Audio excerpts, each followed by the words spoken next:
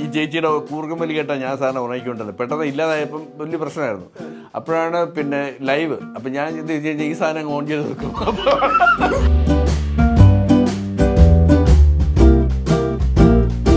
Big boss അല്ല, ഏത് boss ആയാലും ശരി, ഞാൻ വലിക്കാനുള്ളത് വലിച്ചിരിക്കും. അത് അവർ കൂർക്കമ്പലിക്ക് മാത്രം ഒരു ക്യാമറ പ്രത്യേകിച്ച് ഉണ്ടെന്ന് തോന്നുന്നു.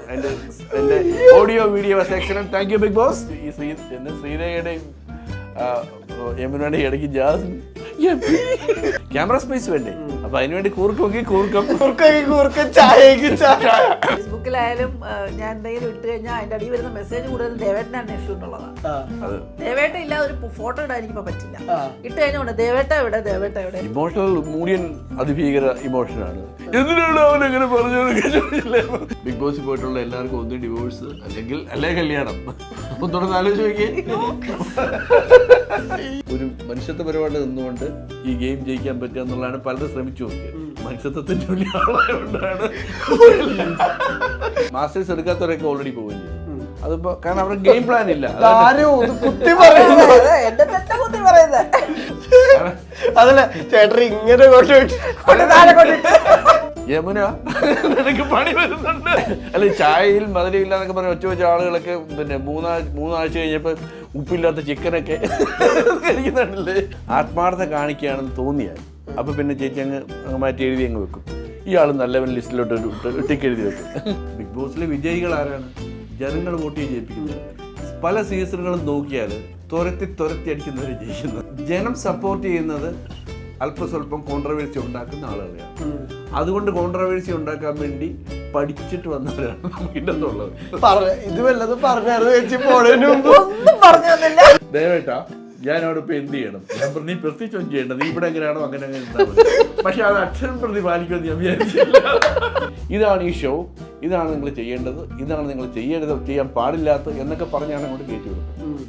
നമ്മുടെ കുടുംബക്കാരോട് സംസാരിക്കാൻ പറ്റാതെ വരുമ്പം നമ്മളെന്തേലും ഒരു അഭിനയ മികവുമായിട്ട് അവിടെ ചെന്ന് അത് പൊളിയും, ഉറപ്പാണ്. ഇപ്പൊ എനിക്കും ഉണ്ടായിരുന്നു. ഇവിടെ വന്ന അവിടെ ചോദിക്കണ്ടേ എനിക്കും അവിടെ എല്ലാം ഫേക്ക് ഗെയിമേഴ്സ് അല്ലേ? ഫേക്ക് ആണ് അവിടെ. You are suppose to be fake. നമ്മളായിട്ട് അവിടെ നിന്ന് കഴിഞ്ഞാൽ നമ്മൾ ഗെയിം ജയിക്കൂല. ഇപ്പൊ എൻ്റെ പിന്നെ ശ്രീരേഖ, ഷീസ് പ്ലേയിങ് ഗെയിം. അവനവിടെ നിൽക്കട്ടെ, ഹാർംലെസ് ആണെന്നുള്ള രീതിയിൽ എല്ലാവരും അർജുനെ സൈഡിലേക്ക് മാറ്റി വെക്കും. പക്ഷേ Arjun is going to be a tough contestant.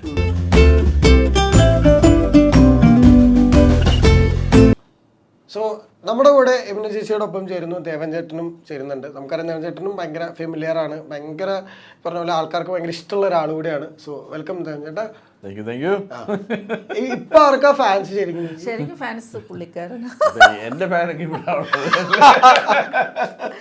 അല്ല, പലർക്കുള്ളൊരു ചേച്ചി പുറത്തു ചോദിക്കല്ലേ ദേവൻ ചേട്ടനോട് അന്വേഷണം മെസ്സേജുകളോ ഫേസ്ബുക്കിലായാലും ഞാൻ എന്തെങ്കിലും ഇട്ട് കഴിഞ്ഞാൽ അതിന്റെ അടിയിൽ വരുന്ന മെസ്സേജ് കൂടുതൽ ദേവേട്ടനെ അന്വേഷിച്ചിട്ടുള്ളതാണ്. ദേവേട്ട ഇല്ലാതെ ഒരു ഫോട്ടോ ഇടാൻ എനിക്ക് പറ്റില്ല. ഇട്ട് കഴിഞ്ഞോണ്ട് ദേവേട്ട എവിടെ, ദേവേട്ട എവിടെ ആ അവസ്ഥയാണ്. എങ്ങനെയുണ്ട് ദേവേട്ട സ്റ്റാർഡം? ഭാര്യയുടെയോ? Oh, I don't feel. ഇതിപ്പോ ഭാര്യയുടെ കൂടെ പോകുന്ന സെൽഫി എടുക്കാൻ ചോദിക്കും, ഞാൻ എടുത്തു കൊടുക്കും. അതാണ് എന്റെ സ്റ്റാർഡം. അങ്ങനൊന്നല്ല കേട്ടോ. ഞാൻ കൊറേ അങ്ങനൊന്നല്ല, ഞാൻ കൊറേ കമന്റുകളൊക്കെ കണ്ടിട്ടുണ്ട്. ചേട്ടൻ സൂപ്പറാണ്. കഴിഞ്ഞ ദിവസം ചേട്ടനല്ലേ ആഷ്മയായിട്ട് ലുലുവിൽ പോയപ്പോ എന്തോ ചേട്ടൻ്റെ അടുത്ത് തോന്നുന്നു എനിക്കൊന്ന് ലഡ്ഡു പൊട്ടി എന്ന് പറഞ്ഞ. അല്ല, ഇപ്പൊ നമ്മളെ എത്രയൊക്കെ താഴെ എളിമയും കാണിച്ചാൽ ചിലരൊക്കെ വന്നിട്ട് ഞങ്ങൾ കാണുന്നുണ്ട്, ഇഷ്ടമാണെന്നൊക്കെ പറയുമ്പോൾ ഒന്ന് ചെറുതായിട്ട് ലഡ്ഡു പൊട്ടത്തില്ല. അതൊരു തെറ്റാണോ ഡോക്ടർ? അല്ല, ആളുകളുടെ ഇഷ്ടം കിട്ടുന്നത് എന്തായാലും ഒരു നല്ല കാര്യം. ശരിക്കും പറഞ്ഞ ബിഗ് ബോസ് എനിക്ക് വരും ദേവേട്ടനായിരുന്നു. ഞാൻ എപ്പോഴും അതാ ചിന്തിക്കുന്നത്. കാരണം ബിഗ് ബോസിൽ പോയിട്ടുള്ള എല്ലാവർക്കും ഒന്ന് ഡിവോഴ്സ് അല്ലേ കല്യാണം. ഒന്നുകൂടെ ആലോചിച്ച് നോക്കിയേ. ദേവേട്ടനെ കുറച്ചുകൂടെ ഇവരെയൊക്കെ കൈകാര്യം ചെയ്യാൻ പറ്റുമായിരുന്നു എനിക്ക് തോന്നിയിട്ടുണ്ട്. ചേച്ചിയുടെ മറ്റേ സ്ട്രാറ്റജി എക്സാക്ട്ലി ഓപ്പോസിറ്റ് ചേട്ടൻ ഓപ്പോസിറ്റ് ആയിട്ടത്. അല്ല, ചേച്ചിയുടെ സ്ട്രാറ്റജി എന്തായിരുന്നു? ചേച്ചി സ്ട്രാറ്റജി ഫസ്റ്റ് വീക്ക് എല്ലാവരും മക്കളായിട്ട് കണ്ടു എന്നുള്ളതാണ് സ്ട്രാറ്റജി. അതാണ് സ്ട്രാറ്റജി. അതുകൊണ്ടാണല്ലോ എനിക്ക് പലതും അവരോട് പിന്നെ സ്ട്രൈറ്റ് അവേ പറയാൻ പറ്റാതായി പോയത്. അതുകൊണ്ടല്ലേ. അല്ല, ഇടയ്ക്ക് ഞങ്ങൾ പറഞ്ഞായിരുന്നു പിന്നെ അയ്യോ അമ്മയ്ക്ക് വേണ്ട ആമി ഫീലിംഗ് ഒക്കെ വരുന്നുണ്ട് ഓരോരുത്തരോട്. അത് കാണുമ്പോൾ അറിയാം. അപ്പം അവള് സോഫ്റ്റ് കോർണറിലേക്ക് പോകുന്ന ഞങ്ങളത് വീട്ടിൽ കാണുമ്പം പറയായിരുന്നു. ദാ സോഫ്റ്റ് കോർണർ തുടങ്ങിയിട്ടുണ്ട്, കാര്യങ്ങളൊക്കെ എങ്ങനെയാ പോകാൻ പോണേ എന്ന് ഞങ്ങൾ പറയായിരുന്നു. ചിലപ്പോഴൊക്കെ അത് വർക്കൗട്ട് ആവും, നിങ്ങൾ കണ്ടായിരുന്നു, കാണുന്നുണ്ടായിരുന്നു. എങ്ങനെയുണ്ടായിരുന്നു ആസ് എ ഗെയിമർ കാണുമ്പോൾ? അതെ, നമ്മൾ പിന്നെ Yamuna probably Yamuna is the only one. ഒരു ഗെയിം പ്ലാൻ ഇല്ലാതെ ചുമ്മാ റോ ആയിട്ട് അങ്ങോട്ട് കയറി ചെന്ന ഒരു കക്ഷി യമുന റാണി മാത്രമുള്ളതെന്ന് എനിക്ക് തോന്നുന്നത്. കാരണം ബാക്കിയുള്ള എല്ലാവരും നല്ല വെൽ പ്ലാൻഡ് ആയിട്ട് വന്നതായിട്ടാണ് എനിക്ക് തോന്നുന്നത്. ഒന്നാമത്തെ കാര്യം, ഈ ഗെയിം എന്ന് പറയുന്നത് സത്യത്തിൽ നിഷാനിക്ക് വ്യത്യം പിടിയൊന്നുമില്ലായിരുന്നു ഇതെന്താണെന്ന്. സത്യം പറഞ്ഞാൽ ഇതൊരു ഭയങ്കര കോംപ്ലിക്കേറ്റഡ് ഒരു സാധനമാണല്ലോ. എനിക്ക് കോംപ്ലിക്കേറ്റഡ് അല്ല, കാരണം വില്യം ഗോൾഡിങ്ങിൻ്റെ ഒരു പുസ്തകമുണ്ട്, ലോർഡ് ഓഫ് ദ ഫ്ലൈസ് എന്ന് പറഞ്ഞത്. 1983 53 ഇറങ്ങിയ പഴയൊരു പുസ്തകമാണ്. അപ്പോൾ അതിൻ്റെ അകത്ത് ഒരു 13 വയസ്സുള്ള കുറേ പിള്ളേർ, കൊച്ചു പിള്ളേർ, അവരൊരു ആരും ഇല്ലാത്തൊരു ഐലൻഡിൽ കുറേ ഇംഗ്ലീഷ് പിള്ളേരെയാണ് ഈ ഐലൻഡിൽ വന്ന് വിടുന്നതാണ് കഥ. എന്നിട്ട് അപ്പോൾ അവിടെ ഒന്നുമില്ല, ഐലൻഡിൽ വേറെ ആരുമില്ല. അപ്പോൾ ഈ കുട്ടികൾ അവരെ തന്നെ ഗവേൺ ചെയ്യുകയും അവിടെ ഒരു ഭരണമൊക്കെ സ്ഥാപിച്ച് എങ്ങനെ മുന്നോട്ട് കൊണ്ടുപോകാന്നുള്ളതിനെ കുറിച്ചാണ്, അതാണ് അതിൻ്റെ കഥ. അപ്പോൾ അതിന് പറയുന്നൊരു കാര്യമുണ്ട്, നമ്മുടെ എല്ലാം മനസ്സിൽ ഒരു കാട്ടാളനുണ്ട്. അപ്പോൾ ആ കാട്ടാളത്തിനെ ഇങ്ങനെ പുറത്തോട്ട് വരാതിരിക്കാനുള്ള ഒരു തടയാണ് നമ്മുടെ കൾച്ചർ അഥവാ സിവിലൈസേഷൻ. അപ്പോൾ ഇവിടെ ഈ കുട്ടികൾ ഈ കൾച്ചറും സിവിലൈസേഷനും തമ്മിലുള്ള ഒരു ക്ലാഷാണ് കാണിക്കുന്നത്. അപ്പോൾ എങ്ങനെ ഈ സിവിലൈസേഷൻ അല്ലെങ്കിൽ മറ്റുള്ള ബാഹ്യമായിട്ടുള്ള ഇടപെടലുകൾ നമ്മളെ എങ്ങനെ സ്വാധീനിക്കും, അതോ നമ്മുടെ ഉള്ളിൽ തന്നെ ഒരു മൊറാലിറ്റിയാണോ നമ്മളെ സ്വാധീനിക്കേണ്ടത് എന്നൊക്കെ പറയുന്ന ഒരു കഥയാണ്. എനിക്ക് ബിഗ് ബോസ് കാണുമ്പോഴൊക്കെ ആ നോവൽ എപ്പോഴും ഓർമ്മ വരും. കാരണം ഈ വെള്ളം കിട്ടാതെ വരുമ്പോഴും, അല്ലെങ്കിൽ വെളിച്ചത്ത് കിടന്ന് ഉറങ്ങുമ്പോഴും, അല്ലെങ്കിൽ സ്വന്തം ഫോൺ കയ്യില്ലാതെ വരുമ്പോഴൊക്കെ നമ്മുടെയൊക്കെ ആ കാട്ടാളൻ പുറത്തേക്ക് വരാൻ വേണ്ടി ഇങ്ങനെ വെമ്പി നിൽക്കുകയാണ്. അപ്പോൾ ആ കാട്ടാളനെ പുറത്തെടുക്കാതെ 100 ദിവസത്തോടെ നിൽക്കുക എന്നുള്ളതാണ് ഗെയിം. അതിപ്പോൾ കുറച്ചുകൂടെ ഒരു ലെയറോട് ആഡ് ചെയ്തു, ഏതാ പല ടീമാക്കി. അപ്പോൾ അതിലും പാടായി. കാരണം ഒരു ടീമിൽ നിൽക്കുമ്പോൾ നമ്മൾ ആ ടീമിനോട് ലോയൽറ്റി കാണിക്കണം. ഈ ടീമിനോട് ലോയൽറ്റി കാണിച്ച ടീമിൽ ഒരു ലീഡർ വളർന്നു വരുമ്പം നമ്മളെക്കാട്ടിലും ഉയരെ അയാൾ വളരുകയാണ്. അപ്പോൾ അവന് തടയിടണം. അപ്പോൾ ഇങ്ങനെയുള്ള ലെയറിൻ്റെ മുകളിൽ ലെയർ വെച്ചിട്ടാണ് ഈ പ്രാവശ്യത്തെ ഗെയിം നടന്നുകൊണ്ടിരുന്നത്. അപ്പോൾ അതിൻ്റെ കൂടെ തന്നെ ആളുകളെല്ലാവരും പഠിച്ച് പാസ്സായിട്ടാണ് വന്നത്. ഇതെങ്ങനെ പക്ഷേ ജനം പഠിച്ച ഈ കണ്ടസ്റ്റൻസ് പഠിച്ച ഒരു കാര്യമുണ്ട്. ഇപ്പം നമ്മളാണെങ്കിൽ തന്നെ വണ്ടി ഓടിച്ച് പോകുമ്പം ഒരു ആക്സിഡൻറ്റ് കണ്ടാൽ ഒരു 10,000-1500 കാർ അവിടെ നിർത്തും. പക്ഷേ ഈ നിർത്തുന്നവരെല്ലാം ആക്സിഡൻറ്റിൽ ആർക്കെങ്കിലും മുറിവ് പറ്റിയോ മരിച്ചോ എന്ന് ആ ഡെഡ് ബോഡി കാണാൻ വേണ്ടിയാണ് തലയിട്ട് നോക്കുന്നത്. ഈ നിർത്തുന്ന വണ്ടിയെല്ലാം ഇറങ്ങിയിട്ട് അവരെ പോയി രക്ഷിക്കാൻ വേണ്ടിയോ അല്ല ബ്ലഡ് കൊടുക്കാൻ വേണ്ടിയോ ഹോസ്പിറ്റലിൽ പോകാൻ വേണ്ടിയോ അല്ല നിർത്തുന്നത്. എന്താ അവിടെ സംഭവിച്ചെന്നുള്ളൊരു ക്യൂരിയോസിറ്റി, അത് കണ്ടു കഴിഞ്ഞാൽ അയ്യോ ചത്തം തോന്നും പോവാം, അപ്പോൾ തന്നെ വണ്ടി എടുത്ത് പോകല്ലേ. ഈ അപകടങ്ങളും ഈ അത്യാഹിതങ്ങളും കാണാനുള്ള ഒരു ടെൻഡൻസി, ഒരു കാട്ടാളത്വം നമ്മുടെ എല്ലാം മനസ്സിലുണ്ട്, എൻ്റെ മനസ്സിലുണ്ട്. അപ്പോൾ ഈ കാട്ടാളത്വമാണ് അവിടെ ഒരുപക്ഷെ പുറത്തേക്ക് വരാനായിട്ട് ഈ വെമ്പുന്നത്, മനസ്സിലായില്ലേ. പ്രത്യേകിച്ച് ഊണും ഉറക്കവും മറ്റ് സൗകര്യങ്ങളും ഇല്ലാതെ വരുമ്പോഴാണ് ഇത് പുറത്തേക്ക് വരുന്നത്. ഇതിനെ തടയിട്ടുകൊണ്ട് നമ്മുടെ സിവിലിറ്റി, നമ്മുടെ കൾച്ചറും നമ്മുടെ സംസ്കാരവും നമ്മളെ എങ്ങനെ ഇതിനെ തടയിട്ടുകൊണ്ട് 100 ദിവസം അവിടെ നിന്ന് പുറത്തു വരാൻ പറ്റും എന്നുള്ളതാണല്ലോ ഈ ഗെയിം. അപ്പോൾ അത് പലർക്കും കൈവിട്ടു പോകും, മനസ്സിലായില്ലേ. അപ്പോൾ ആദ്യത്തെ ആഴ്ച തന്നെ അതൊക്കെ പുറത്ത് വരുന്നുണ്ടായിരുന്നു. ഒരു ചായയുടെ പേരിലൊക്കെ ജിൻ്റെ കയറി അടി ഉണ്ടാക്കി എന്താ ഈ സാധനം പുറത്തു കൊണ്ടുവരണം. പരസ്പരം ക്ലാഷ് ഉണ്ടായിക്കഴിഞ്ഞാൽ എങ്ങനെ ഒരാളുടെ ആ സിവിലിറ്റി നശിപ്പിക്കാം എന്നുള്ള അങ്ങനെ ഈ ട്രിഗർ ചെയ്യാതെ അവർ കൂടെ പറയുന്നുണ്ട്. ഈ ട്രിഗർ ചെയ്യാൻ നോക്കുന്നത് അതാണല്ലോ. അപ്പം എങ്ങനെ ഒരു മനുഷ്യത്വപരമായിട്ട് നിന്നുകൊണ്ട് ഈ ഗെയിം ജയിക്കാൻ പറ്റുക എന്നുള്ളതാണ് പലരും ശ്രമിച്ചു നോക്കിയത്. മനുഷ്യത്വത്തിൻ്റെ വലിയ ആളായതുകൊണ്ടാണ് മക്കളെ പോലെ ഒന്നും ഈ ഗെയിം ചെയ്യാൻ പറ്റുമോ? അതല്ല ചേട്ടൻ ഇങ്ങനെ കാരണം ആപ്പാടെ ഒരു കപ്പേ ഉള്ളൂ, ഒരു കപ്പേ ഉള്ളൂ. പിന്നെ 5 പേർ ലാസ്റ്റ് 5 അങ്ങനെ 6 പേർക്ക് ഏകദേശം ഒക്കെ ജയിക്കാം. ബാക്കിയുള്ളവരെ എല്ലാം നമ്മൾ ഇടിച്ച് പുറത്താക്കണം. അപ്പൊ ഇടിക്കുമ്പോ എങ്ങനെ ഇത്തിരി മൈൽഡായിട്ട് പുറത്താക്കണം പറ്റുമല്ലോ. എന്റെ മോളെ പോലെയാണ്, ഒന്ന് കുതിക്കോട്ടെ, എൻജോയ് ചെയ്യാൻ പറ്റും. അപ്പോൾ എങ്ങനെ സ്നേഹിച്ചുകൊണ്ട് അവിടെ ഒരു കളി നടക്കില്ല. പക്ഷെ ഇപ്പൊ വന്നിട്ടുള്ളതെല്ലാം അവിടെ വന്നിട്ടുള്ള നിഷാനയോ അല്ലെങ്കിൽ പിന്നെ യമുനയോ അല്ലെങ്കിൽ നമ്മുടെ സുരേഷ് പോയോ ഇവരൊന്നും ഗെയിം പ്ലാനുമായിട്ട് വന്നവരല്ല. അവരൊക്കെ വിചാരിച്ച ഇത്തിരി മാന്യമായിട്ടൊക്കെ നിന്ന് ഞങ്ങൾ ഗെയിമൊക്കെ കളിച്ച് മാന്യതയ്ക്കൊരു സ്ഥാനം കിട്ടും അങ്ങനെയൊക്കെ വിചാരിക്കുന്നുണ്ട്. പക്ഷേ ഒരു കാര്യം നമ്മൾ മനസ്സിലാക്കണം, നമ്മളിപ്പോൾ ഇന്ത്യ ഒരു ഡെമോക്രസിയാണല്ലോ. ഈ ഡെമോക്രസിയിൽ നമുക്ക് കിട്ടുന്ന നേതാക്കന്മാർ നമ്മുടെ ലീഡേഴ്സും ഒക്കെ എപ്പോഴും നമ്മൾ തിരഞ്ഞെടുക്കുന്നവരാണ്, അല്ലേ? ബിഗ് ബോസിലെ വിജയികൾ ആരാണ്?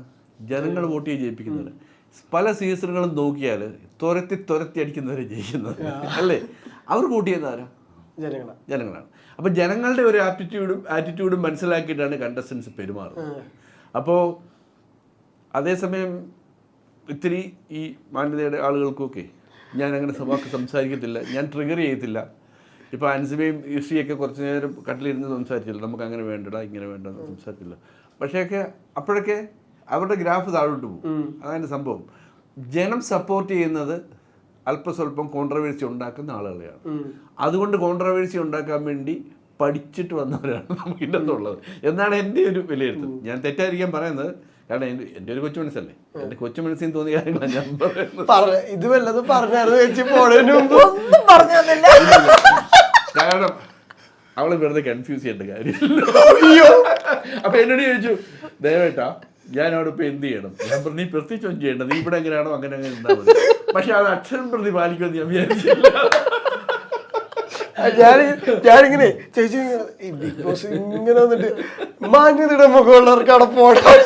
അതല്ല ഞാൻ പറഞ്ഞു, അല്ല ഈ മാന്യതയുടെ മുഖം എന്ന് പറയുന്നത് നമ്മളിതിന് ജെന്റിലായിട്ട് നിന്ന് ഞാൻ പറഞ്ഞത്രേ ഉള്ളൂ. മറ്റെല്ലാ സീസണുകളിലും എനിക്ക് ഇഷ്ടപ്പെട്ട ഈ പോവാന്ന് പറഞ്ഞ പോലെ സംഭവം കാണാൻ തുടങ്ങി. അപ്പോൾ മറ്റുള്ള ഇഷ്ടപ്പെടുന്ന കുറച്ച് പേരൊക്കെ ഉണ്ട്. നമുക്ക് അവരെയൊക്കെ വഴി വെച്ച് കണ്ടാൽ ഭയങ്കര സ്നേഹമൊക്കെ തോന്നും, നമുക്ക് ഒന്ന് പരിചയപ്പെടണമെന്ന് തോന്നും. ഞാൻ പറഞ്ഞിട്ടുണ്ട്, പിന്നെ അയ്യോ ആ കുട്ടി നല്ല കുട്ടിയാണ്, അല്ലെങ്കിൽ ഇന്ന ആൾ നല്ല രസമുണ്ട്, നമുക്കൊരു സ്നേഹം തോന്നുന്നു എന്നൊക്കെ പറഞ്ഞിട്ടുണ്ട്. ഒത്തിരി ബഹളം വെച്ച റിയാസിനോട് പോലും എനിക്ക് കുറച്ച് സ്നേഹം തോന്നുന്നു. കാരണം അവൻ്റെ വാഗ്പാഠവും ആ ഒരു ഗെയിമർ എന്ന നിലയിൽ അവൻ നിന്ന് ഫൈറ്റ് ചെയ്യുന്ന എത്ര പേരുടെ വെറുപ്പ് സമ്പാദിച്ചുകൊണ്ടാണ് നിന്ന് ഫൈറ്റ് ചെയ്താലും ശരി അത് പറഞ്ഞുകൊണ്ടേ നിൽക്കുന്ന അവൻ്റെ ആ ഗട്ട്സും അവൻ്റെ സ്റ്റാമിനയും എനിക്ക് ഇഷ്ടപ്പെട്ടിട്ടുണ്ട്. പക്ഷെ അങ്ങനെ തുടക്കത്തിൽ ഈ ഗെയിമിൽ ഇഷ്ടപ്പെടാൻ അധികാരം ഇല്ലായിരുന്നു എന്നുള്ളതാണ് വാസ്തവം.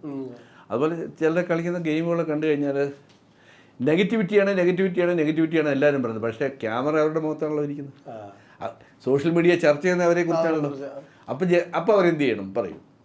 എന്ത് ചെയ്യണം? നെഗറ്റിവിറ്റിക്കാണ് സ്ഥാനമെങ്കിൽ നെഗറ്റിവിറ്റി കളിക്കും. അതല്ലേ എൻ്റെ വാസ്തവം. അപ്പോൾ നമ്മൾ കുറ്റം പറയുന്ന ഞാൻ ഉൾപ്പെടെയുള്ള ജനത നമ്മളാണ് ഇവരെ പ്രോത്സാഹിപ്പിക്കുക എന്നുള്ള കാര്യത്തിൽ അത് ബിഗ് ബോസിൻ്റെ കുഴപ്പമല്ല. ബിഗ് ബോസ് പറഞ്ഞിട്ടാണ് അങ്ങോട്ട് കേട്ടിരിക്കുന്നത്, നിങ്ങൾ ശരീരത്തിൽ തൊടരുത്, ഒരു കണ്ടസ്റ്റൻ്റ് അങ്ങോട്ട് ഇങ്ങോട്ട് തൊടരുത്, നിങ്ങൾ അനാവശ്യ വർത്തമാനം, ഞാൻ വായിച്ചിട്ടുണ്ട് ആ എഗ്രിമെൻ്റ്, അനാവശ്യമായിട്ടുള്ള വർത്തമാനം പറയരുത്, ആളുകളെ മോശമായിട്ട് സംസാരിക്കരുത്, അൺഡിസൈഡ് ടച്ചിങ് പാടില്ല, അൺഡിസൈഡ് വാക്കുകളോ അല്ലെങ്കിൽ ദേഹത്തോട്ടുള്ള നമ്മുടെ ഫ്രീഡം ഈ മൂക്കിൻ്റെ അറ്റം വരെയുള്ളൂ അല്ലേ. അത് കഴിഞ്ഞാൽ പിന്നെ നമ്മുടെ സ്പേസാണ്. അത് വയലേറ്റ് ചെയ്യാൻ പാടില്ല എന്ന് ബിഗ് ബോസ് വീണ്ടും വീണ്ടും വീണ്ടും ആ കരാറിൽ അത് നമ്മൾ എഴുതി ഒപ്പിട്ടിട്ടാണ് അങ്ങോട്ട് കയറുന്നത്. അപ്പോൾ ഇതെല്ലാം മറന്നിട്ടാണ് ജനം പിന്നെ അവിടെ കയറി വേണ്ടാതെ നിങ്ങൾ കാണിക്കുന്നത്. അതിന് ബിഗ് ബോസിനെ കുറ്റം പറയേണ്ട കാര്യമില്ല. ഈ കയറുന്നവരുടെ മൊറാലിറ്റിയും അവരെങ്ങനെ ഇതിനെ ബാലൻസ് ചെയ്യും, സിവിലിറ്റിയും ഈ കാട്ടാളത്തും തമ്മിലുള്ള ഈ ക്ലാഷ് മനസ്സിൽ വരുമ്പോൾ അവരെങ്ങനെ അതിനെ ബാലൻസ് ചെയ്യുന്നു എന്നുള്ളതാണ് പ്രശ്നം. അതിനുവേണ്ടി സ്ട്രഗിൾ ചെയ്യുന്നവരെയാണ് നമ്മളവിടെ കാണുന്നത്. അത് പറഞ്ഞാൽ ശരിയാവത്തില്ല. കാരണം ആദ്യമേ നോമിനേഷനിൽ വരാൻ പാടില്ല. അപ്പോൾ നമ്മൾ കൂടുള്ളവരെയൊക്കെ സൂചിപ്പിച്ച് നിർത്തണം. നിൻ്റെ മീശ കൊള്ളാം, നല്ല സാരി. പക്ഷേ ഇത് എത്ര കാലം പോവും? 1, 2, 3 ആഴ്ച അത് പോവും. അത് കഴിഞ്ഞാൽ പിന്നെ ഈ പരസ്പരം തള്ളാൻ നിൽക്കുന്നവരാണല്ലോ. അപ്പോൾ പിന്നെ അതങ്ങ് പോവും. പിന്നെ കൺഫെഷൻ റൂമിൽ പോയി രഹസ്യമായിട്ട് പറയും, എനിക്ക് അവിടെ ചെയ്ത് ഇഷ്ടപ്പെട്ടില്ല, അതുകൊണ്ട് ഞാൻ നോമിനേറ്റ് ചെയ്യുന്നു. അത് കഴിയുമ്പോൾ ബിഗ് ബോസ് പറഞ്ഞത് പരസ്യമായി പറയും.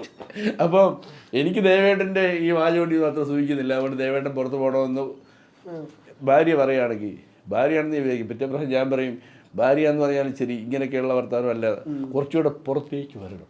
എനിക്ക് പ്രത്യേകിച്ച് റീസൺ ഒന്നുമില്ല. ഞാൻ പറയും കുറച്ചുകൂടെ പോസിബിലിറ്റി ഉള്ള ഒരു കണ്ടസ്റ്റൻ്റ് ആണ്, അതുകൊണ്ട് യമുന ചേച്ചി കുറച്ചുകൂടെ പുറത്തേക്ക് വരണം എന്ന്. അതുകൊണ്ട് ഞാൻ യമുന ചേച്ചി നോമിനേറ്റ് ചെയ്തു.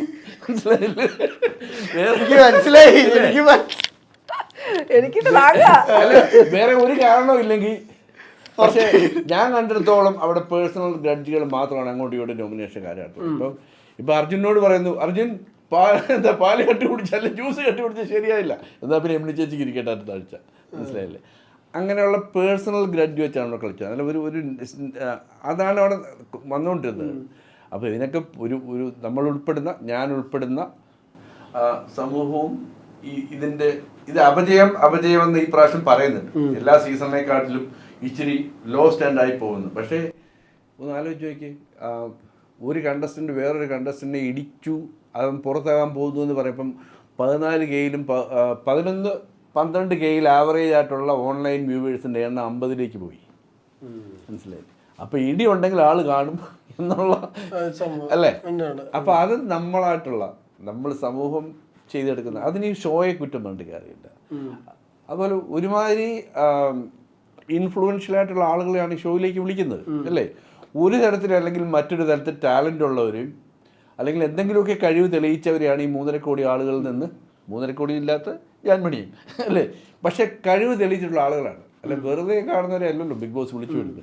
കോമണറാന്ന് വിളിച്ചു വരുന്ന 2 പേര്, അത് കോമണറാന്ന് പറയട്ടെ വിളിച്ചു, ബാക്കി എല്ലാവരും കഴിവ് തെളിയിച്ചവരാണ്. അപ്പോൾ അവരെ വിളിച്ചു വരുത്തി ഇതാണ് ഈ ഷോ, ഇതാണ് നിങ്ങൾ ചെയ്യേണ്ടത്, ഇതാണ് നിങ്ങൾ ചെയ്യാൻ പാടില്ലാത്തത് എന്നൊക്കെ പറഞ്ഞാണ് അങ്ങോട്ട് കയറ്റി വിടുന്നത്.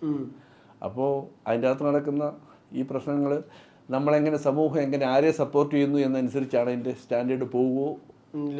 അപ്പോൾ നമ്മൾ ശരിക്കും ചിന്തിക്കേണ്ടത് ബിഗ് ബോസ് എന്ന് പറഞ്ഞ ഒരു ബാഡ് ഷോ ഗുഡ് ഷോ ആണോ എന്നതിലുപരിയായിട്ട് ജനം എങ്ങനെ അതിനെ ജഡ്ജ് ചെയ്തു എന്നുള്ള എന്നല്ലേ. അത് ഞാൻ ഉൾപ്പെടെ അതിൽ ഒരു ഭാഗമാണ് ഞാൻ പറഞ്ഞത്. ഞാൻ എന്നെ ഒഴിവാക്കിക്കൊണ്ടല്ല പറയുന്നത്, സമൂഹത്തിന് നല്ലൊരു സ്ഥാനമുണ്ട്. അപ്പം നമ്മളൊന്നും ചിന്തിക്കണം, ആരെ നമ്മൾ സപ്പോർട്ട് ചെയ്യണം. നമ്മളൊന്ന് ചിന്തിച്ചു കഴിഞ്ഞാൽ കാര്യങ്ങളൊക്കെ നേരെയാവുന്നതാണ് എൻ്റെ വിശ്വാസം. ഈ ഇറങ്ങിയിട്ട് ചേട്ടൻ ഫസ്റ്റ് പറഞ്ഞ എന്ത് സംഭവം, ഇങ്ങനെ എയർപോർട്ടിൽ നിന്ന് വന്ന ഉടനെ തന്നെ പറഞ്ഞൊരു കാര്യം ഉണ്ടാവില്ല, എന്താ പറഞ്ഞ ചേട്ടൻ ശരിക്കും? അല്ല ഇവര് ശരിക്കും ഹാപ്പി ആയിരുന്നു, ചേട്ടനും മക്കളും ഞാൻ വന്നത്. ഞാനവിടെ ഇങ്ങനെ വിഷമിച്ചൊക്കെ ഒരു 3-ാമത്തെ ആഴ്ച ഇരുന്നില്ലേ, അത് ഇവർക്ക് ഭയങ്കര ഫീൽ ചെയ്തു. അവർക്ക് ഞാൻ വരട്ടെ എന്നുള്ളൊരു ഇതാണ്. അല്ല നമ്മൾ ഈ തള്ളലിൻ്റെ ഭാഗമായിട്ട് ക്യാമറയെ കാണും പറയുമല്ലോ, ഓ ഈ വന്നതിൽ വളരെ സന്തോഷം കെട്ടിപ്പിടിക്കുമ്പോൾ അല്ലെങ്കിൽ ഒക്കെ ഉണ്ടാവുമല്ലോ. അതല്ല, ഞാൻ ഡെയിലി ഡയറി എഴുതുന്നതാണ്. നമ്മൾ അന്നന്ന് നടക്കുന്ന കാര്യങ്ങളൊക്കെ എഴുതുന്നത്. അപ്പം ഓരോ സമയത്ത് അവളുടെ മുഖഭാവങ്ങളും കാര്യങ്ങളൊക്കെ കാണുമ്പം ഞാൻ ഇങ്ങനെ എഴുതിയിടും, കാരണം എഴുതിയിടാമല്ലോ. അപ്പോൾ ഞാൻ പറയും ഇന്ന് കണ്ടിട്ട് ഇങ്ങനെ തോന്നി, അപ്പോൾ I wish you had come back, വരാനുള്ള സമയമാണെന്ന് തോന്നുന്നു, ഇന്ന് വന്നാലും നമ്മൾ സന്തോഷമായിരിക്കും എന്ന് എഴുതിയിട്ട് ഞാൻ വായിച്ച് ചെയ്യിപ്പിച്ചു. കാരണം അത് എയർപോർട്ടിൽ പോയിരുന്നുള്ളതല്ലോ, മനസ്സിലായി.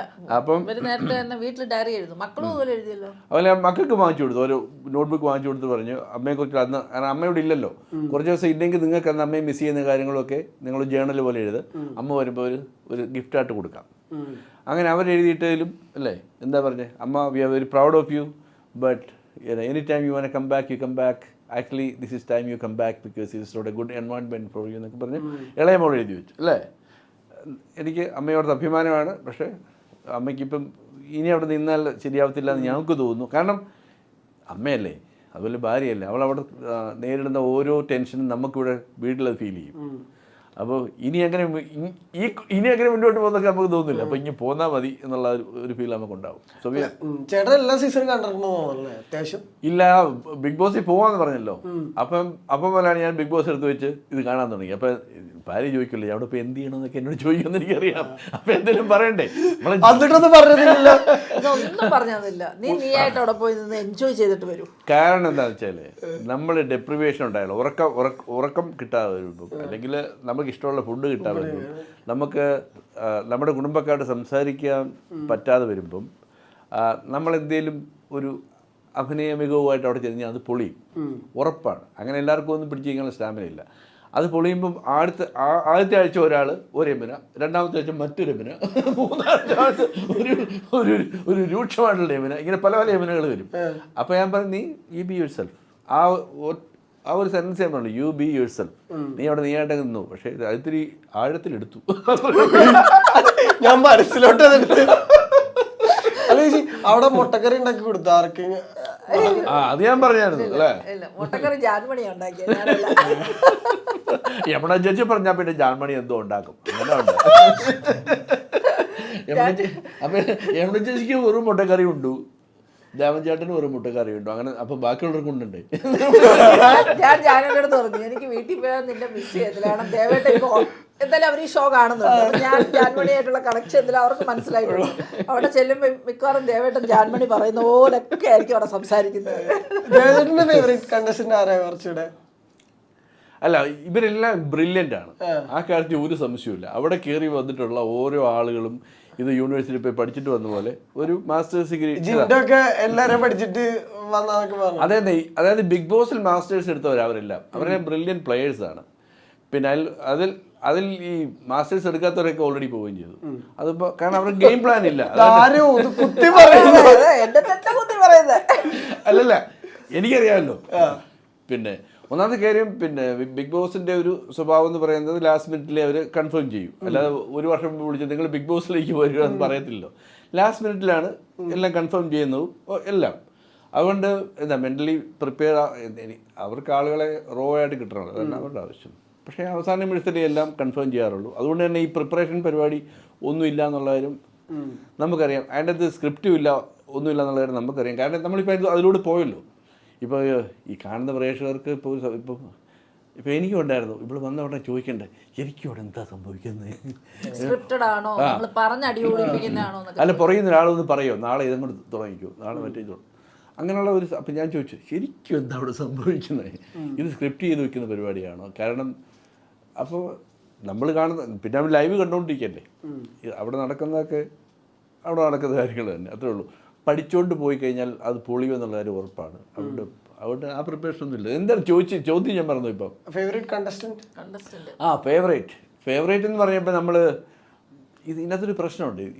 ഇതിനകത്തുള്ളൊരു വലിയ കോംപ്ലിക്കേഷൻ എന്ന് പറഞ്ഞത് നമ്മളിപ്പം മോറലിസ്റ്റിക് ആയിട്ട് അവിടെ നിൽക്കുന്ന അല്ലെങ്കിൽ പിന്നെ ആ ആളാണോ നല്ല കണ്ടസ്റ്റൻറ്റ്, അതോ മൈൻഡ് ഗെയിം കളിക്കുന്ന നല്ല ഗെയിം കളിക്കുന്ന ആണോ ഇഷ്ടപ്പെടുന്ന? അതാണല്ലോ പ്രശ്നം. ഞാൻ ചെറിയ സെഗ്മെന്റ് തരാം. ഈശ്വര എന്താണത്? ചേച്ചി കൊടുത്ത സെഗ്മെന്റാ. ഓക്കെ, ചേട്ടനാണെന്ന് കറക്റ്റ് ആയിട്ട് അത് അടിപൊളിയായിട്ട് പറയുന്നു. ഫേക്ക് ഗെയിമറായിട്ട് തോന്നിയിട്ടുള്ളത് അവിടെ എല്ലാം ഫേക്ക് ഗെയിമേഴ്സ് അല്ലേ? ഫേക്ക് ആണ് അവിടെ. You are suppose to be fake. നമ്മളായിട്ട് അവിടെ നിന്ന് കഴിഞ്ഞാൽ നമ്മൾ ഗെയിം ജയിക്കില്ല. നമ്മുടെ ഹൃദയം കൊണ്ട് കളിക്കേണ്ട ഗെയിമല്ല, തല കൊണ്ട് കളിക്കേണ്ട ഗെയിമാണ്. അപ്പോൾ എല്ലാവരും അവിടെ ഫേക്കാണ്. ഗ്രൂപ്പായിട്ട് കളിക്കുന്നവരാണ് അവിടെ ഗ്രൂപ്പായിട്ട് കളിക്കുന്ന ആദ്യമേ തുടങ്ങി. ഞാനിപ്പോൾ ഈ ലേറ്റസ്റ്റ് ആയിട്ട് കാണുന്നില്ല, ആദ്യമേ കുറച്ചെങ്കിലും കണ്ടത് ഇപ്പോൾ റോക്കി ഉണ്ടായിരുന്നു. ഇപ്പോൾ റോക്കി, അർജുൻ, മുടിയൻ എല്ലാവരുടെ കൂടി ഒന്നിച്ച് നിൽക്കുമായിരുന്നു. ഈ പല പല ടീം വന്നതോടുകൂടി പവർ ടീം എന്ന് പറയുന്ന ഒരു അധികാരത്തിൻ്റെ ചിഹ്നമായല്ലോ. അപ്പോൾ ബാക്കിയുള്ളവരെല്ലാം കൂടി പോളറൈസ് ചെയ്ത് ഏത് വീട്ടിൽ ആര് താമസിക്കുന്നു അവർ തമ്മിലൊരു യോജിപ്പുണ്ടായി. പവർ ടീമിൻ്റെ അകത്ത് മാത്രം യോജിപ്പുണ്ടായില്ല. അപ്പോൾ അന്നെല്ലാം പല എന്താണ് ടണലും നെസ്റ്റും അവരെല്ലാം ഗ്രൂപ്പായിട്ടാണ് നിന്നുകൊണ്ടിരുന്നത്. അന്ന് ഗ്രൂപ്പായിട്ട് നിൽക്കാത്ത ഈ പവർ ടീം മാത്രമേ ഉണ്ടായിരുന്നു. അതതിൻ്റെ വാസ്തവം. ഓക്കെ, ഒരു ഹോണസ്റ്റ് ഗെയിമർ ആരാ? ഹോണസ്റ്റ് ആയിട്ട് കളിക്കുന്നത് തോന്നിയിട്ടില്ല? ഹോണസ്റ്റ് ആയിട്ട് കളിക്കണമെന്ന് പറയുന്നത് അൻസിബിയും മുടിയനും പിന്നെ ആരേണ്ടതുള്ള എന്താ കുട്ടിയുടെ പേരുന്ന സീരിയലിലേക്ക് അല്ല ശരണ്യ. അവരൊക്കെ ഈ പറയുന്ന പോലെ കുറച്ച് ഓണസ്റ്റായിട്ട് നിൽക്കണം, ജെന്റിലായിട്ട് കളിക്കണം എന്ന് വിചാരിക്കുന്ന 2-3 പേരാണ്. അപ്സരയൊക്കെ നല്ല ഗെയിമേഴ്സാണ്. അവരൊന്നും പിന്നെ അവരുടെ ടൈം എടുത്ത് കാര്യങ്ങൾ പതുക്കെ മുന്നേറാൻ ശ്രമിക്കുന്ന അവരൊക്കെ ബ്രില്യൻ്റ് ഗെയിമേഴ്സാണ്. അവരൊക്കെ ഈ പറഞ്ഞ പേരൊന്നും ഈ കുറച്ച് കേസ് കൂടെ നിൽക്കാം, കപ്പടിച്ചില്ലെങ്കിലും കുഴപ്പമില്ല, നിൽക്കുന്നിടത്തോളം നീറ്റായിട്ട് നിൽക്കണമെന്ന് വിചാരിക്കുന്ന 2-3 പേരാണ് ശരണ്യയും മുടിയനും അൻസിബയൊക്കെ.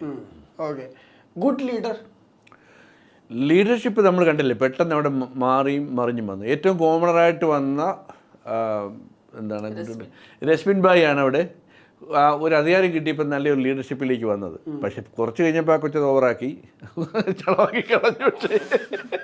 അല്ല, ഇത് കിട്ടുമ്പോഴേ അധികാരത്തിൻ്റെ ഒരു പ്രശ്നം അവനെ നമ്മൾ അധികാരം കിട്ടുമ്പോൾ നമ്മൾ വിചാരിക്കും നമ്മൾ വളരെ ഓണസ്റ്റായിട്ടും നമ്മൾ വല്ല മോറലിസ്റ്റിക്കായിട്ട് നിൽക്കുമെന്നൊക്കെ വിചാരിക്കും. പക്ഷേ അധികാരം നമ്മൾ ദുഷിപ്പിക്കും. അപ്പോൾ ആ കുട്ടിയുടെ കയ്യിൽ അധികാരം കിട്ടിയപ്പോൾ വളരെ നന്നായിട്ട് അത് പ്രസൻറ്റ് ചെയ്തു, നന്നായിട്ട് അത് ഉപയോഗിച്ചു, എല്ലായിടത്തും ഇടപെട്ടു. നല്ലൊരു ലീഡർഷിപ്പ് ക്വാളിറ്റിയിലേക്ക് പെട്ടെന്ന് കോമണർ അല്ല, ഐ ആം ദ ലീഡർ എന്ന് പറഞ്ഞ് വരുന്ന ഒരു കുട്ടിയാണ് രശ്മിൻ ഭായ്. അത് കഴിഞ്ഞപ്പോൾ കുറച്ച് അത് കൈ കിട്ടി കൂടുതൽ ഇരുന്നപ്പോൾ അത് ഇച്ചിരി ഓവറാക്കാൻ തുടങ്ങി. ഗെയിം ഏറ്റവും നന്നായി അണ്ടർസ്റ്റാൻഡ് ചെയ്ത് കളിക്കുന്നവരാ അത് ഗബ്രിയാണ്. അതെ, കാരണം ഗബ്രിയാണ് അവിടെ ആരോട് ചൂടാവത്തുമില്ല. അവനെ അത് ഈവൻ ടോണി സംസാരിക്കുന്ന കേട്ടില്ലേ, എന്താ നീ ഒന്ന് പോടാ അങ്ങനെയല്ലോ, നീ ഒന്ന് പോടാ അല്ലെ നീ വാടാ മോനെ എന്ന് പറഞ്ഞ് ഈവൻ ടോണി സംസാരിക്കുന്ന ആളുകൾ കണ്ടില്ലേ. അവർ ബ്രെയിൻ കൊണ്ട് കളിക്കുന്നവരാണ്. കാരണം അവർക്ക് ഇമോഷണലായിട്ട് വലിയ ഏറ്റക്കുറച്ചിലൊന്നുമില്ല. ഇത് തന്നെ ബാക്കി കാര്യങ്ങൾ ഗെയിമിൻ്റെ ഭാവമാണ് വിചാരിക്കുന്നത്. സിജോ ഉണ്ടായിരുന്നെങ്കിൽ സിജോ കുറേ മൈൻഡ് ഗെയിം കളിച്ചേനെ അവിടെ. പിന്നെ ചോദ്യം ഓണസ്റ്റായിട്ട് കളിക്കുന്ന ഇപ്പൊ എൻ്റെ പിന്നെ ശ്രീരേഖ, ഷീസ് പ്ലേയിങ് ഗെയിം.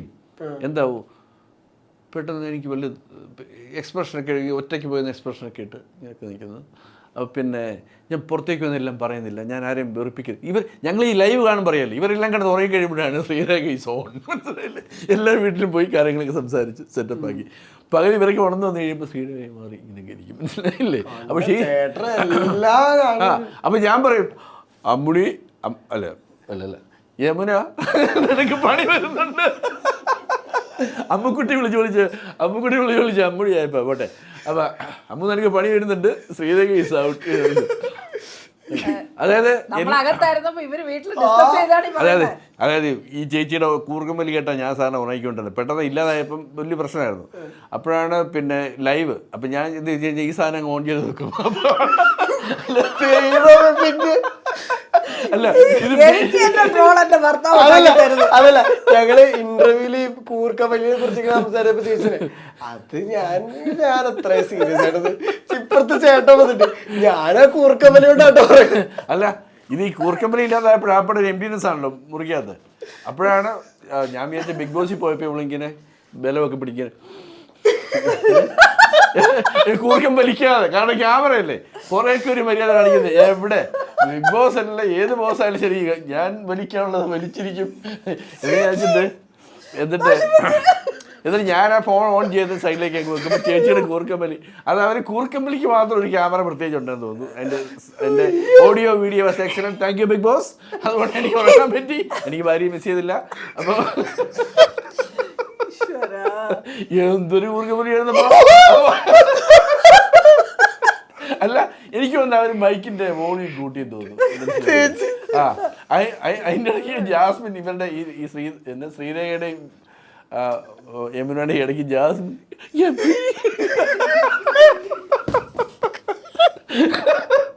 അതെ, അത് ലാൽ സാറും ശ്രീനിവാസും ഒക്കെ കൂടെയുള്ള പണ്ടത്തെ സിനിമയുണ്ടല്ലോ, അതിനേക്കാളും കോമഡിയായിരുന്നു. അതൊരു നാട് ഓടിക്കാറ്റായിരുന്നു. ആ കൊച്ചവിടുന്ന് ഓടിത്തള്ളിയത് കൊണ്ട്.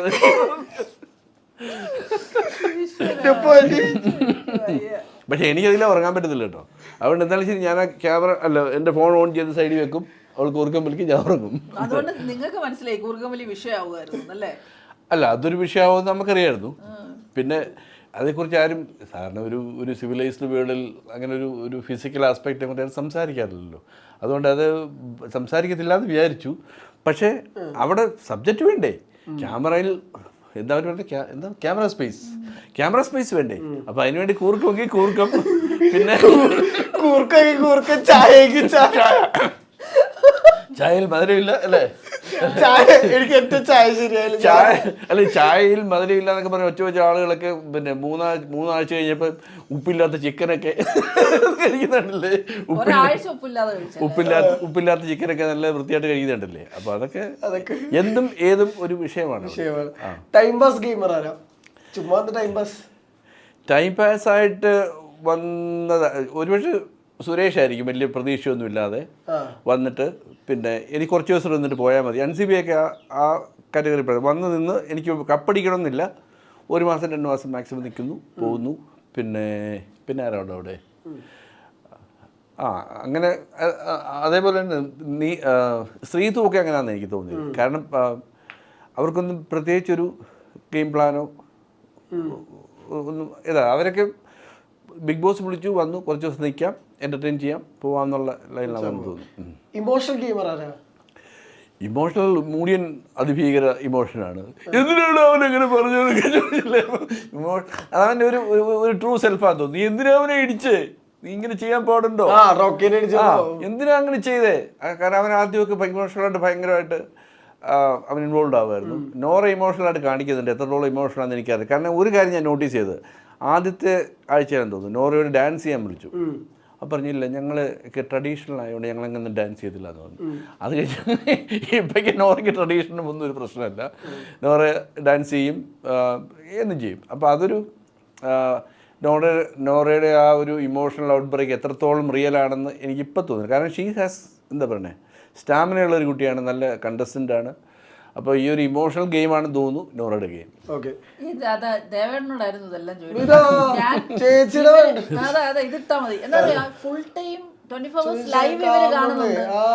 ഏതോ വേറൊരു സീസണിൽ ഒരു കുട്ടി ഉണ്ടായിരുന്നു. ആ കുട്ടി ബാക്കി അധികം സംസാരിക്കത്തില്ല, അവസാനം ക്യാമറയുടെ മുമ്പിൽ വന്നിട്ട് ബിഗ് ബോസ് എനിക്ക് വിഷമമാണ് ബിഗ് ബോസ് എന്നൊക്കെ പറയുമല്ലോ. ആ ഒരു സാധനം നോറ ഏറ്റെടുത്തിട്ടുണ്ടെന്ന് എനിക്ക് തോന്നി. പക്ഷേ ഈ കരച്ചിലും വിളിയും കൊണ്ട് നോറയ്ക്കായിട്ടുള്ള സ്പേസും കിട്ടി, നോറയ്ക്ക് ക്യാമറ സ്പേസും കിട്ടി അല്ലേ. മാനിപ്പുലേറ്റബിൾ ഗെയിമർ ആരാ? മാനിപ്പുലേറ്റ് ചെയ്യാൻ ശ്രമിക്കുന്നത് ജിൻഡോയാണ്. മാനിപ്പുലേറ്റബിൾ ആണോ മാനിപ്പുലേറ്റ് ചെയ്യുന്ന ആളാണോ? മാനിപ്പുലേറ്റബിൾ അത് പിന്നെ മുടിയനെ മാനിപ്പുലേറ്റ് ചെയ്യാം, മാനിപ്പുലേറ്റ് ചെയ്യാം, മാനിപ്പുലേറ്റ് ചെയ്യാൻ ഈസി ആയിട്ട് നല്ല 2-3 വാക്കുകളൊക്കെ പറഞ്ഞാൽ മതി. അപ്പോൾ ഒന്നും പറയത്തില്ല, പക്ഷേ എന്തായാലും മനസ്സിൽ കുറിച്ചിടും. അങ്ങനെ ശ്രദ്ധിച്ചോ ഏതെങ്കിലും മൂമെന്റ്സ്? അങ്ങനെ ഉറപ്പായിട്ടും. പിന്നെ ആരെങ്കിലും പിന്നെ ഒരു ആത്മാർത്ഥത കാണിക്കുകയാണെന്ന് തോന്നിയാൽ അപ്പോൾ പിന്നെ ചേച്ചി അങ്ങ് മാറ്റി എഴുതി അങ്ങ് വെക്കും. ഇയാൾ നല്ലവൻ ലിസ്റ്റിലോട്ട് ഒരു ടിക്ക് എഴുതി വെക്കും. അങ്ങനെ അല്ലാതെ അപ്പോൾ പിന്നെ ജാൻമണിയൊക്കെ മാനിപ്പുലേറ്റ് ചെയ്യാൻ അവരൊക്കെ കുറച്ചൊക്കെ ഇമോഷണലാണ്. ഈ ജാൻമണി ഈ കാണിക്കുന്നത്, തുണി അലക്കുന്നതൊക്കെ വന്ന് കാണിക്കുന്നതൊക്കെ അതൊക്കെ പ്ലാൻ ചെയ്യുന്നൊന്നുമല്ല. That's a real self. അതുകൊണ്ടാണല്ലോ അങ്ങനെയൊക്കെ ചെയ്യുന്നത്. അതിൽ പുറത്തും എല്ലാവരും കാണും, എനിക്ക് നാണക്കേടാവെന്നും വിചാരിക്കുന്നില്ലല്ലോ. അപ്പോൾ അവരെയൊക്കെ നല്ല വാക്കിലൂടെയും നല്ലൊരു പ്രവൃത്തിയിലൂടെയും മാനിപ്പുലേറ്റ് ചെയ്യാവുന്നതാണ്. ഈ മിണ്ടാപ്പൂച്ച കൈൻഡ് ഓഫ് ഗെയിമർ ആരാ? അത് അർജുനാണ്. പിന്നെ Arjun is like slow and study എന്നുള്ള ലൈനിലാണ് അർജുൻ നിൽക്കുന്നത്. അങ്ങനെയാണ് അർജുൻ നിൽക്കുന്നത്. കാരണം പിന്നെ അർജുനെ ആദ്യം കാണുമ്പോൾ ടോൾ ഹാൻസം ഡൂഡ്, വലിയ കുഴപ്പമൊന്നും, നല്ലൊരു പയ്യൻ, അവനവിടെ നിന്നോട്ടെ, അവൻ അർജുനെ ആരും നോമിനേറ്റ് ചെയ്യാൻ പോകണ്ട, അവനവിടെ നിൽക്കട്ടെ, ഹാംലെസ് ആണെന്നുള്ള രീതിയിൽ എല്ലാവരും അർജുനെ സൈഡിലേക്ക് മാറ്റി വെക്കും. പക്ഷേ Arjun is going to be a tough contestant because he's ജിൻഡോ അല്ലാതെ ഒരു ഫിസിക്കൽ ഗെയിമർ ആരാ കുറച്ചുകൂടെ ഫിസിക്കലി നമുക്ക് സീരാണ് ഫിസിക്കലി കളിക്കാൻ പറ്റുന്ന ഒരാള്? ഇപ്പോൾ വന്നിട്ടുള്ളവരെല്ലാം വളരെ ഫിസിക്കലാണല്ലോ. ആദ്യത്തെ ബാച്ചിൽ ഉണ്ടായിരുന്ന ഫിസിക്കലായിട്ട് ജബ്രിയൊക്കെ നേരിട്ട് തന്നെ പറഞ്ഞിട്ടുണ്ട്, അവനെങ്ങാണ് എന്നെ ഇടിക്കാൻ വന്നാൽ ഞാൻ ഓടിത്തള്ളും. ഞാനിങ്ങനെയൊക്കെ പറയും പക്ഷേ എന്നെ ഇടിക്കാൻ വന്നാൽ ഞാൻ ഓടും എന്ന് പറയുന്നുണ്ട്. അപ്പോൾ അതിൻ്റെ അത് വേറെ ഫിസിക്കലായിട്ട് പിന്നെ സിരിയോ ആയിരുന്നു ഉണ്ടായിരുന്നത്. പിന്നെ വേറെ ആരും അങ്ങനെ പിന്നെ അപ്സരയൊക്കെ ഫീമെയിൽ സൈഡിൽ നിന്ന് വന്നു കഴിഞ്ഞാൽ അപ്സരയൊക്കെ ഭയങ്കര സ്ട്രോങ് ആണ്. ഒരു ഷീ വിൽ ഫൈറ്റ്. പിന്നെ അതിൻ്റെ അകത്തുള്ള ഒരു ഫിസിക്കൽ ഫൈറ്റർ എന്ന് പറയുന്നത് ഇല്ലെന്നാണ് എനിക്ക് തോന്നുന്നത്. ഇല്ല.